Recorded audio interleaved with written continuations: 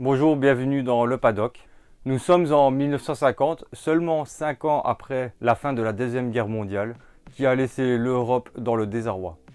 1950, c'est l'année où l'Europe assiste à la grande nouveauté du sport automobile, la toute première édition du championnat du monde de Formule 1. Tout ça sous la direction de la FIA, créée 4 ans plus tôt en 1949. La FOA et de quelques sociétés appartenant à Bernie Ecclestone. Oui, Tonton Ecclestone, l'ancien patron de la F1, qui on comprend mieux pourquoi il avait autant d'influence sur ce sport jusqu'en 2017 où il met fin à son règne. La création de ce championnat relevait d'une douce utopie tant la guerre avait désorganisé les constructeurs automobiles. En l'absence des constructeurs allemands, les principaux concurrents sont italiens. Donc dominatrices depuis la reprise des compétitions, les Alfetta engagés par Alfa Romeo sont les favoris du championnat, malgré une conception qui date de 1937. Une pour Giuseppe Nino Farina, une pour Luigi Fagioli et la dernière pour Juan Manuel Fangio.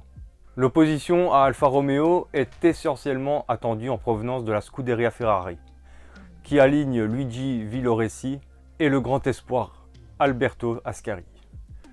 Des 7 circuits inaugurales, 4 figurent encore au calendrier 73 ans plus tard.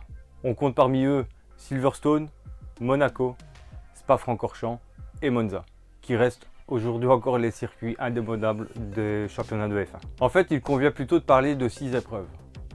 Les 500 miles d'Indianapolis qui se disputent avec des règlements techniques et sportifs différents, servant essentiellement à justifier l'étiquette mondiale d'un championnat avant tout européen.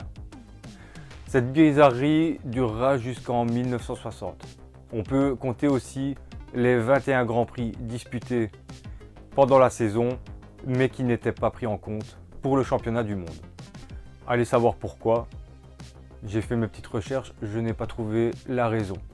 En tout cas, on compte quand même 28 Grands Prix au total pour cette première édition de Formule 1. Pas mal, je trouve, pour une première fois.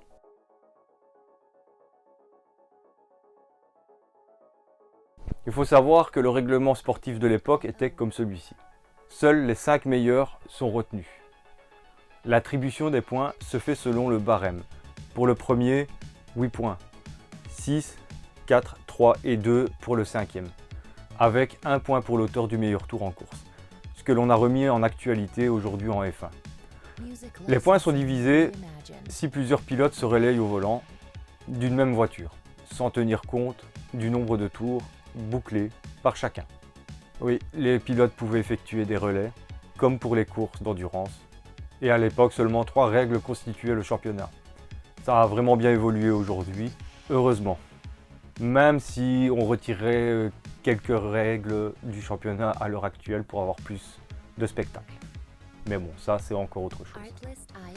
Dès l'ouverture de la saison en Angleterre, les Alfa Romeo affichent leur suprématie avec une victoire aisée de Farina devant Fagioli.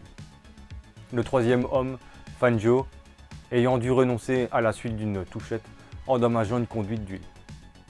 La tâche des alfistes aura été d'autant plus aisée que Enzo Ferrari, peu conscient à l'époque de la portée historique de l'événement, a préféré envoyer ses hommes disputer une course de Formule 2 en Belgique, où il est vrai qu'à l'époque les primes étaient plus alléchantes vu que le championnat F2 était déjà bien implanté en Europe.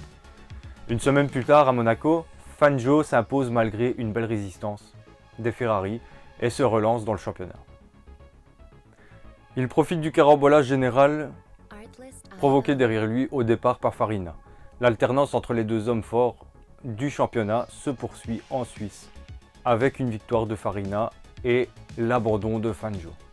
Puis une victoire de Fangio en Belgique, tandis que Farina, retardé par des soucis mécaniques, se contente de la 4e place. On se retrouve sur les longues lignes droites du Rhin. Fangio, pour la première fois de l'année, prend la tête du championnat, grâce à sa 3e victoire de la saison. Tandis que Farina est à nouveau trahi par sa mécanique, malheureusement. On arrive sur la dernière épreuve du championnat, où le titre se joue à Monza. Trahi à 2 reprises par ses voitures, la sienne puis celle de Piero Taruffi, qui, comme le règlement le permettait, avait offert sa voiture à l'Argentin.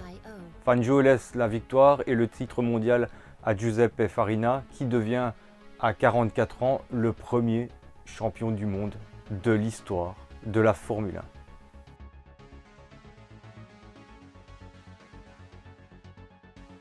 À la fin de la dernière course, on retrouvera évidemment Farina en première position au classement général avec 30 points, suivi de Fangio avec 27 points et pour finir en troisième place, Fagioli avec 24 points.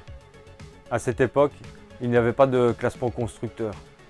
Le classement constructeur reviendra beaucoup plus tard, je pense dans les environs des années 60. Mais si on faisait le total, on retrouverait Alfa Romeo en première position avec 57 points, suivi de Talbot avec 13 points et en troisième place, Ferrari avec seulement 11 points. Voilà, c'est le moment de se quitter.